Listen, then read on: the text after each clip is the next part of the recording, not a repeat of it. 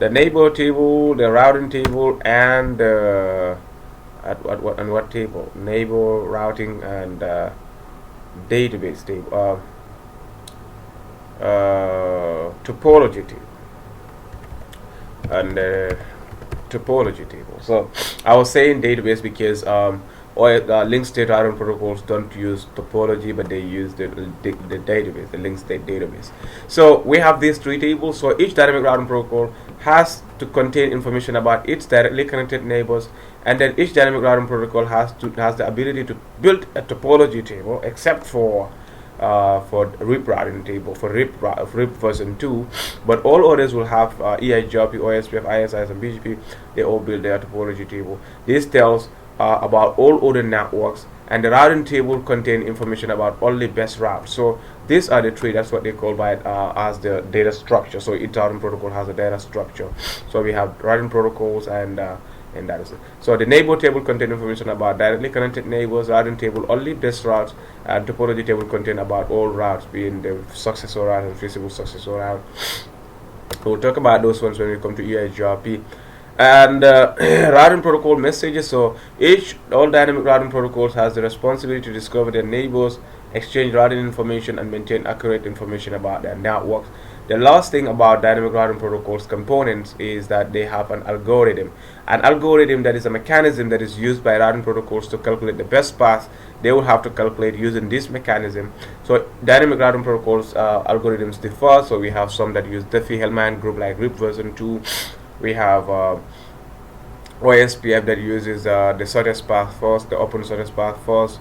The shortest path, or the distro algorithm, and EIGRP that uses the dual algorithm, that is the diffusion update algorithm. So that different dynamic routing protocols have different ways that they use have their calculation mechanisms and their names.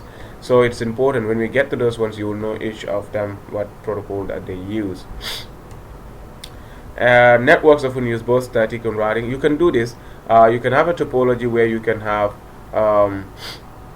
both dynamic and static using at the same time. Let's take an example here. Let's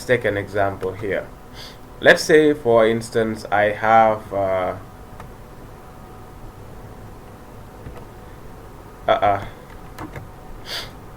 wasn't willing to do that though.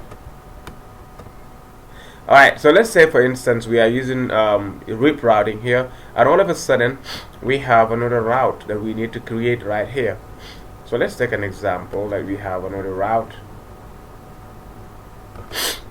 We have another route that is here, and it goes to the router ISP. Now let's say this is an ISP, okay? This is an ISP, and that's it. That's an ISP, okay? Let's take an example like that.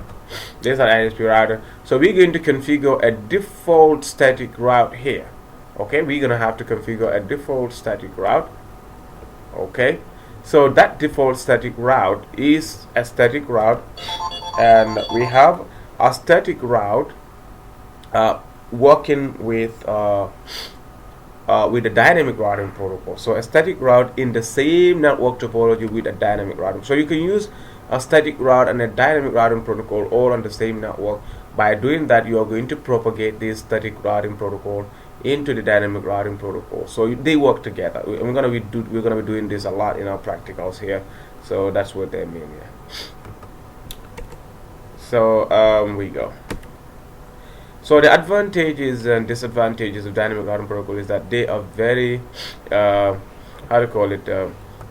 The static routing advantage and disadvantage is that static routing are very easy to implement, but they are suitable for only simple topology. So the disadvantages of static routing are advantages of dynamic routing, and dynamic routing advantages are disadvantages for static routing. So static routing are very secure because there are no advertisements. With dynamic routing protocols, because of the advertisements, hackers can gain access through those advertisements. The best thing you can do is to have a security check for them. Route to destinations are always the same for static routing. That's an advantage. For dynamic routing protocols, they can switch, they can change at any time of their choice. Therefore, we have no routing algorithm or update mechanism that is required with static routing, but with dynamic routing, because of these updates and so on, they require additional CPU and RAM enhancement. So the disadvantages is that they very complex when the configurations are when the topology is large enough and manual intervention is required to reroute traffic if the best route is gone.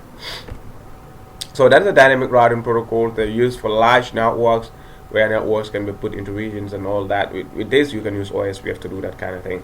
The advantage and disadvantage of dynamic routing protocol is that, like I said, the disadvantages for static are advantages for dynamic routing. So you can do that always. So let's look at this. That is a RIP routing. So we're going to configure RIP routing protocol, and then we'll see how it looks like in our next video. So with RIP routing, the routers are going to automatically advertise their networks to their neighboring routers. So we're going to do some practical on that one. So RIP version 2 is a classful routing protocol. We call them classful because they do not send they do not send along the subnet mask information. So the routers will treat each network as a classful network. So that's why we call them classful. So we're going to do a practical on RIP routing, and that will be our next practical. So when we do it, we're going to do disable some automatic summaries, because with RIP routing they automatically summarize, because they are distance vector routing protocols. They automatically summarize networks into their classful network boundaries. So you gotta have to stop that. So we configure passive interface for our routers. Why are we configuring passive interface on our routers? Is because when your dynamic routing protocols, they send and receive updates on each interface. So there are some interfaces that routers are not connected, and they do not need these updates to be sent and received through them. Let's say, for instance, LAN interfaces on the router. Okay, the interfaces that are connected to your LANs, they do not need any updates to be sent out of them, because those updates, when they go out, they are not going to another router, and it becomes useless for the router. So the router is using its resources for something useless. So you configure passive interface to make sure that these routes or these updates are not sent and received through those interfaces. They can be sent, but they cannot be received by those interfaces. So those interfaces, if they receive an update, they will just send it out. They don't have to receive it. So, but the but there is that the two routers that form adjacency, you cannot configure and put a passive interface between them, because passive interface stuff router from receiving update. And if a router does not receive update from another router for a period of time, depending on the routing protocol, it would detach the adjacency. So in that case, passive